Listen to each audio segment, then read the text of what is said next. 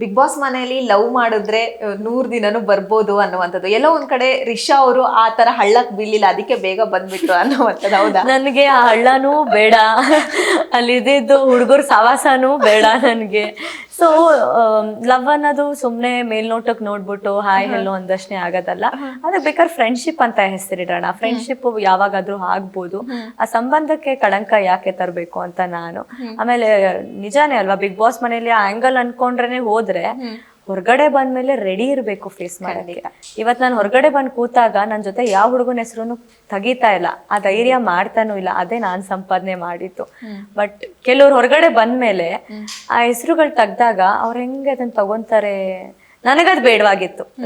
ರಿಷಾನೇ ಬೇಕಾದ್ರೆ ಮುಖವಾಡ ಹಾಕೊಂಡು ಬದುಕ್ಲಿಲ್ಲ ಅನ್ಸಿದೆ ನಿಮ್ಗೆ, ಬಟ್ ರಿಯಲ್ ಆಗಿ ಮುಖವಾಡ ನಾನು ಹಾಕೊಂಡಿದ್ರೆ ಗೇಮೇ ಬೇರೆ ಆಗ್ತಿತ್ತು. ಬಟ್ ನನ್ ಮನ್ಸಾಕ್ಷಿಗೆ ನಾನ್ ಮೋಸ ಮಾಡ್ಕೊಂಡಾಗ ಆಗ್ತಿತ್ತು.